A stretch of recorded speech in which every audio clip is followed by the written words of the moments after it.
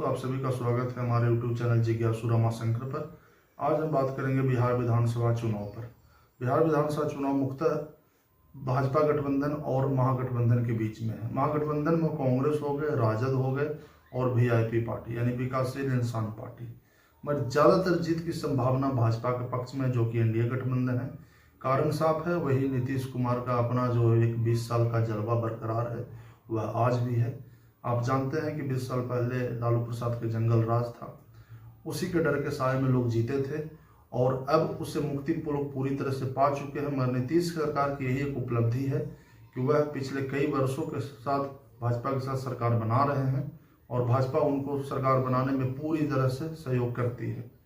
आज यही कारण है कि बिहार में जो भी जितने भी ओपिनियन पोल्स आए हैं तो सारे के सारे पोल्स भाजपा के पक्ष में जा रहे हैं और नीतीश कुमार फिर से मुख्यमंत्री बनने के कगार पर है। मैं एनडीए के सीटों का मैं एक बता देता हूं कि अभी तक जो बंटवारा हुआ है उसका क्या है। 101 सीट भाजपा और 101 सीट जदयू, यानी जदयू भाजपा में अब कोई बड़ा भाई नहीं रहा, ना कोई छोटा भाई रहा, दो बराबर हो गए, यानी दोनों रेल के दो पटरी की तरह हो गए। इससे फायदा ही मिलेगा कि कोई ईगो की भावना नहीं रहेगी और किसी को कम या बड़े होने का कोई एहसास भी नहीं रहेगा। अब आते हैं हम रामविलास पासवान की पार्टी, जो चिराग पासवान अभी उसके हैं जाकर के अध्यक्ष। तो रामविलास पासवान की पार्टी को 29 सीट दिया गया है चुनाव लड़ने के लिए। हम सेकुलर, जिसके जीतन राम मांझी हैं, और उपेंद्र कुशवाहा की पार्टी, इन दोनों पार्टियों को 6-6 सीट दी गई है। तो इस तरह से अगर आप देखें तो बिहार में फिलहाल जाकर के भाजपा गठबंधन की सरकार इसलिए बन रही है क्योंकि यहाँ अच्छा से एक गठजोड़ बनाया गया है। पूरा का पूरा एक अगर जातीय एंगल भी अगर देखा जाए तो स्वर्ण का जो वोट मिलता है वो भाजपा गठबंधन को ऐसे इसलिए जाता है कि बीजेपी अपना एक पूरी तरह से शुरू से ही स्वर्णों के एक गठबंधन के लिए काम करती रही है।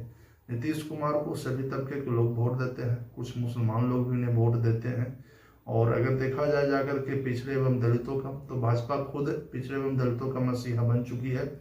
तो अब एक तरफा अधिकार नहीं रहा जो पहले राजद का होता था कि हम ही मतलब दलितों के सब कुछ हैं, वैसा अब रहा नहीं।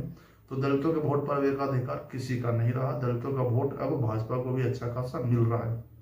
अब हम सेकुलर और उपेंद्र कुशवाहा की जो पार्टी है, इससे फायदा यही होगा कि जो अति पिछड़े हैं मुसहर समाज, वो हम सेकुलर को वोट देंगे और कुशवाहा समाज के लोग उपेंद्र कुशवाहा के नाम पर वोट देंगे।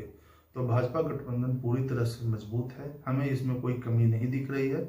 और सरकार जो भी हो, जैसे भी हो, पूरी तरह से चुनाव होने के बाद भाजपा अपने बल पर सरकार वहां बनाएगी और नीतीश कुमार फिर से वहां मुख्यमंत्री बनेंगे, ऐसा अभी रुझान दिख रहा है। रही बात महागठबंधन क्यों हार रही है, उसके भी मैं बताता हूँ। वही लालू प्रसाद की जो छवि पहले जो जंगल राज की थी, वही उनका मुख्य कारण होगा। मैंने मान के चला जाए तो करीब 50 नहीं 70% कारण जंगल राज की छवि है। रही बात 30% उनके पास चुनाव जीतने की जो संभावना है, तो संभावना बन रही है कि केवल मुस्लिम वोट अगर उनको एक तरफा मिल जाए तो यादवों का वोट और कुछ पिछड़े लोगों का साथ देने से उनकी सरकार बन जाए। मुझे इसकी संभावना कम लगती है।